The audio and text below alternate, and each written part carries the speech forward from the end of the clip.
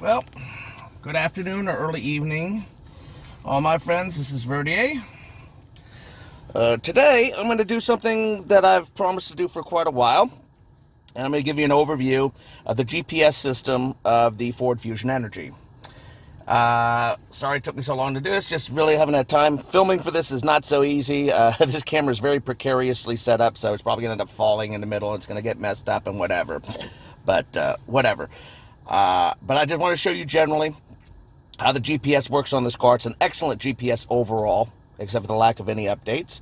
And I wanted to see, show you the settings and so forth. So first what we're going to do is we're going to go into general settings and see what we have there for GPS. Give you an idea. This is your navigation settings. You have setups for map preferences, whether you want 3D models or not. Driving range rings, which I've never used myself, but I have them on. Enable or disable display of driving range limits based on state of charge on the navigation map for electric vehicles. So this is great. So this can give you an idea. If you're sticking only an electric run, you can set it for that. Breadcrumbs also can help you find your way back and forth. Route tracking on your navigation map and so forth. Point of view icons, places of interest actually, and select the types of places of interest that you can have on your system.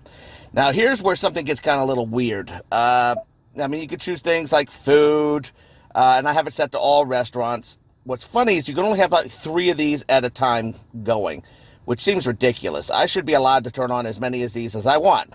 If I remember correctly, what I have food, possibly shopping, but I can't remember. Grocery for shopping, because that's where I might want to go. And I can't remember what the third one, but you are limited to 3. Probably, maybe health, maybe, who knows, who cares. But you're only allowed up to 3 point of interests on there. I don't know if it's a limitation of the memory of the system, of how many icons it can show at a time. But such is life, and it's one of the downfalls, in my opinion. Incident map icons. Select if traffic incidents should be displayed as icons on the navigation map, which it will do as you use it. As I went over in an early one, you've actually seen this thing in action in an earlier one where I was discussing, that's just a map preference. We'll go to route preferences as well. You can choose various different kinds of routes, whether you want your fastest, shortest, or eco, which is going to be very good for a vehicle like this. I prefer fastest either way. And I have it set to always use the fastest length, and use HOV lanes is off because I don't have any HOV lanes. I believe that's basically for special lanes for people that have like multiple people in the car and so forth. Also, it can automatically find you parking areas wherever you go. Eco time penalty. Sorry about that.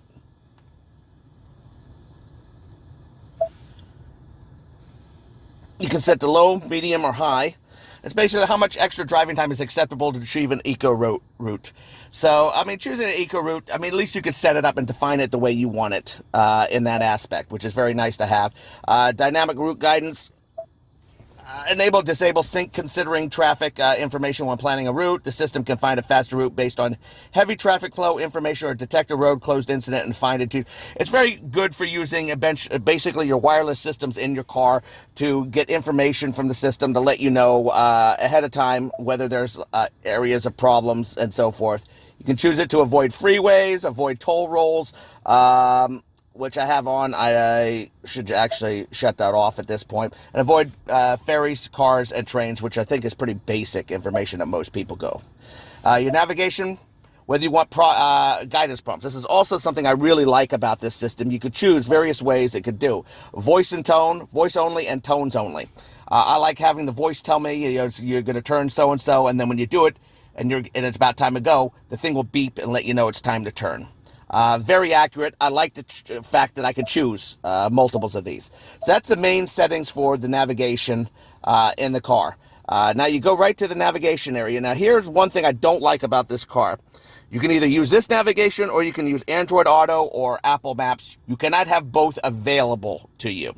This is something that I find very obnoxious, but something that doesn't happen with the Honda system. With Honda's system, I can have Android Auto available, and I can switch between that and its own navigation if I choose. But if I choose Android Auto on this, and we're going to use Android Auto because that's what I use personally, so I know it better, it will not let you use the navigation.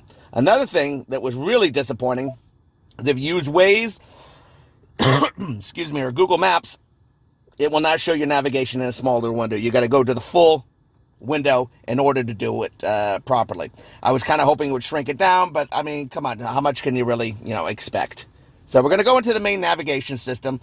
Basic information, very simple, where you are, menu settings and so forth. You can choose the direction you, let's see, this guy, whether you have a more 3D view or a northbound view or an open view based on always facing up. I have it set to facing up. Of course, you have your normal plus and minus buttons to get closer and further in the picture. Of course, controls can change back and forth so you can get the most out of your view here. Now, you go into your destinations. You can search by address, city, points of interest. You can also look in your previous destinations. You can set your work ahead of time, 53 minutes for me. Your home, 1 minute, less than 1 minute. I can walk there in 10 seconds. And then there's some basic, simple things that you can look for specifically. You can choose to see all.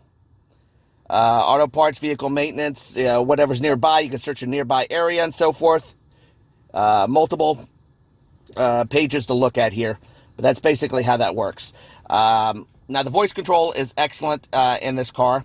So I'll show you exactly how that works. I did show it to you before, but it's much better than the Hondas. It's much more refined, and it doesn't need as much direction. Basically, you can give your entire command from the very beginning, and all commands are available.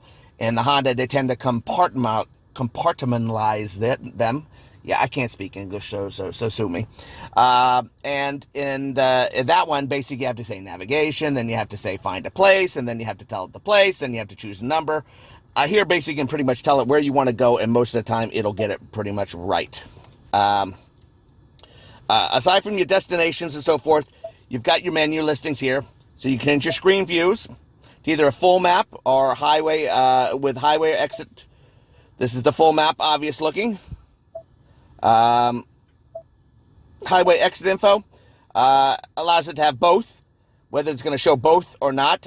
This generally, it shows when it's available. Basically, it'll show it's time to turn at this exit. It'll show a picture of the exit and what it's going to look like. So that's basically what that setting basically does. Then, of course, you got your traffic list. Acquiring traffic data. Data acquisition may take several minutes. And here it is. It already tells me some of the issues that are going on in the area. Very nicely set up in this car. And so forth. And it sorts by distance and so forth. Very nice little setup. Navigation settings. Again, we get back to our normal preferences, what we saw in the main settings, so we don't have to go back to that anymore.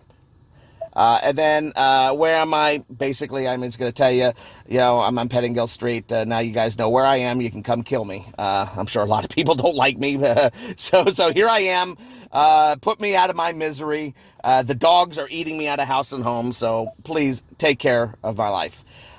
Basically, that's the main setup on it. But what really I like so much about this, and I'm not really going to be able, that I showed in the earlier one that was discussing voice recognition, is how it works as a through the voice recognition, how easy it is to use. So we're going to do this. I'm going to go get food to fill up my fat white mammal body. So where are we going to go? Where did we go last time I did a GPS on the a Honda Insight? Please say a command. Take me to Arby's. Please say a line number. 1. When ready, press the voice button and then say, set as destination, or dial the number. Now here you got several things, including the telephone number, the ability to call directly from your system. Icon up here tells you what kind of thing it is. It's a food restaurant. You need to click start or save, and you can save it for later. Looks and so forth. So,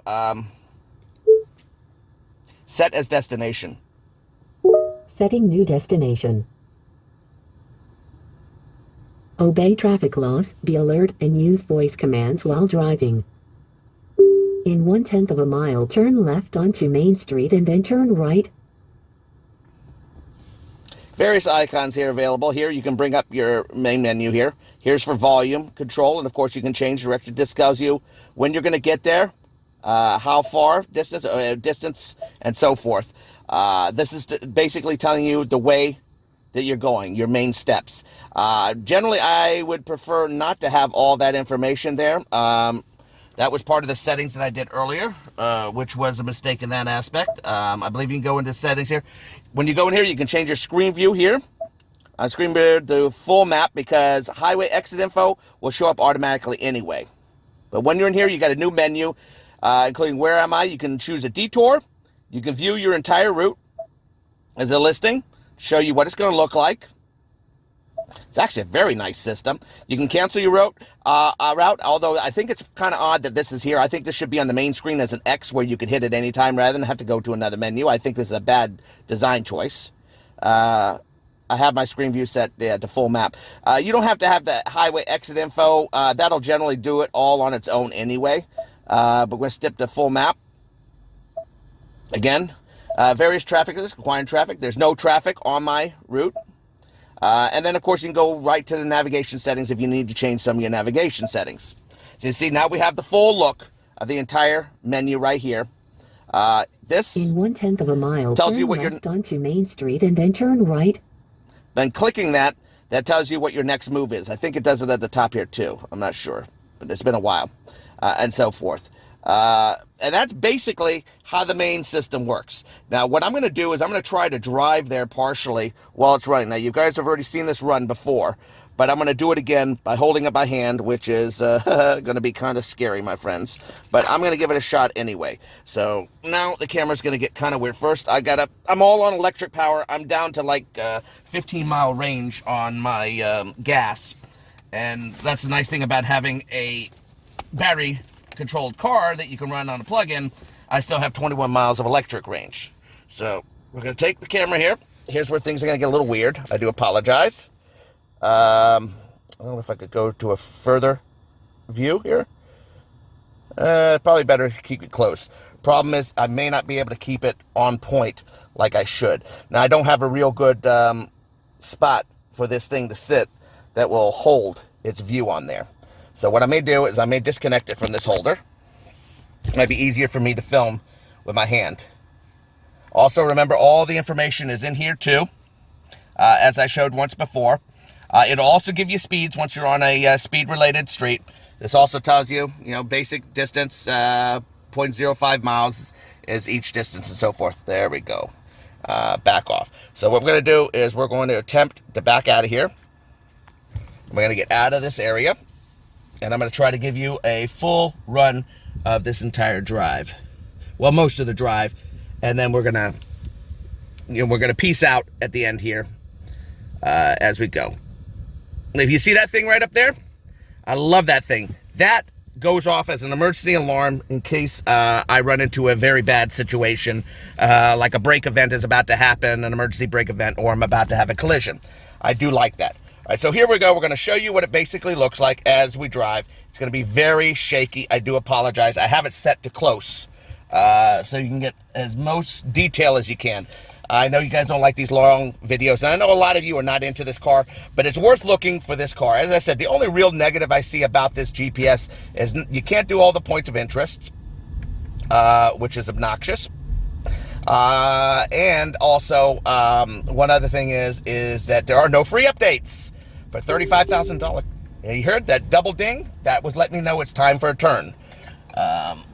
It's actually a pretty accurate map overall. The maps are still pretty accurate. It also gives you your speed on there, something which the Honda doesn't, which I can understand because it would be a little superfluous to have the speed show on the GPS when you have a camera that automatically detects speed for you. However, turn right now. Thank you. Ding, ding. No, not gonna ding ding this time. It's superfluous, but the Honda, the speed limit thing does not work so well, in my opinion. It works okay. I mean, it works pretty well, but it gets weird sometimes. As you can see here, showing me the speed limit's 45 miles per hour, which I got to turn on and set my speed to 45. And there we go. It's just basic. It's a basic GPS in this aspect. Tell me where my next turnoff is going to be. And I find it very, very reliable. And I happen to like it. It's different than most of the other ones I've ever used. I'm not sure exactly who does it, but the lack of updates is absolutely unconscionable for a car of this price range and of this stature. This is not like the regular old Ford Fusion. This is the Ford Fusion Energi. Spending the extra money for the plug-in hybrid. You should be considered a slightly upper tier customer and should at least get 1 or 2 updates. With the Insight, you get up to 5 years of update. And I'm curious to see if it's going to list this as my next direction. Actually, since it veers off, it's probably not going to say anything. In 1/4 mile, turn right onto Center Street. So you can see it shows an idea of what it's going to look like, and you'll see that bar will start shrinking as you get closer to where your turnoff is. And I think that's all you guys really need to see for this. So I'm going to, there we go, the double beep. I'm going to peace out at this point. Your destination is ahead on the left. I'm going to peace out at this moment, and I hope you guys found this at least informative or interesting. If you guys are a Honda, one of the Honda people, I hope you found it interesting. I find this, I like this thing pretty well. One last thing, let's check something down here. This doesn't do anything. So I wanted to see if it did anything, but you can change it to however you like. All right, this is it. This is Verdier saying peace out. Sorry about the crappy camera work. Take care.